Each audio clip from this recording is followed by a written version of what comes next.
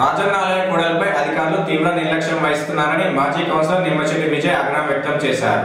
వేములవాడ రాజన్న ఆలయంలో కోడెలు మృతి చెందిన ఘటనను బీఆర్ఎస్ నాయకుడు మాజీ కౌన్సిలర్ నిమ్మశెట్టి విజయ్ తీవ్రంగా ఖండించారు.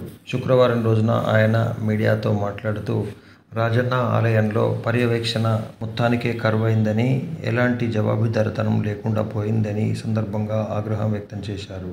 రాజన్న ఆలయ గోశాలలో కనీస పర్యవేక్షణ లేక తీవ్ర నిర్లక్ష్యంగా వహిస్తున్న సిబ్బంది వల్లనే కోడెలు మృతి చెందాయని, ఎక్కడికక్కడ బురదమయంగా మారిన గోశాల పరిసరాలు, తడిసిపోయిన పశుగ్రాసం, ఇతర సౌకర్యాలు లేకపోవడం, ఏకబిగిన అనేక గంటల పాటు కోడె మొక్కుల కోసం ఆవులను వినియోగించడం తదితర చర్యలను తీవ్రంగా ఆయన ఖండించారు. ఇప్పటికైనా ప్రభుత్వం రాజన్న ఆలయ గోశాలలో వినియోగించే కోడెల పరిరక్షణపై దృష్టి సారించాలని ఆయన కోరారు.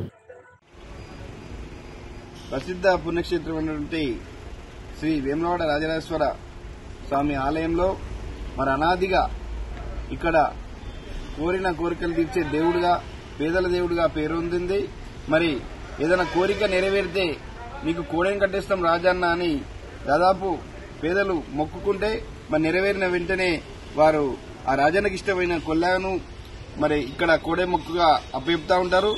మరి లక్షల ఆదాయం ఈ కోడె మొక్కుపై పేదల నుంచి ముక్కుపిండి వసూలు చేస్తున్నప్పటికీ మరి ఈ ప్రభుత్వంలో మరి భక్తులపై, వారి యొక్క ఇబ్బందులపై, అదేవిధంగా ఇక్కడ కోడెల మృతులపై వారి ఇంతవరకు పర్యవేక్షణ లేదు.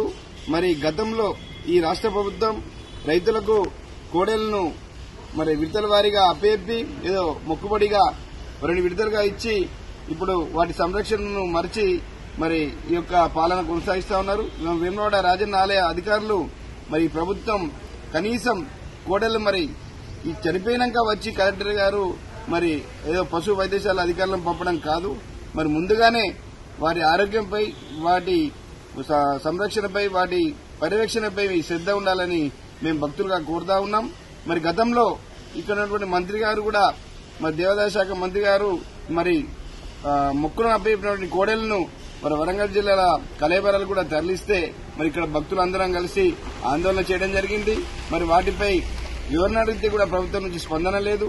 మరి ఈ యొక్క మన భక్తుల ఆత్మగౌరవంపై మరి ఇక్కడ ఉన్నటువంటి అధికారులకు ఏమాత్రం సిద్ధశుద్ధి లేదని చెప్పి భక్తులుగా మేము ఆందోళన చెందుతా ఉన్నాం. మరి వెంటనే మరి కోడెలు మృత్యువాత పడకుండా చర్యలు తీసుకోవాలి. మరి కోట్ల ఆదాయాన్ని మరి పక్కదారి పట్టించడం కాదు, మరి వాటికి కూడా కేటాయించి వాటి సంరక్షణకు చర్యలు తీసుకోవాలని భక్తులుగా మేము డిమాండ్ చేస్తా ఉన్నాం.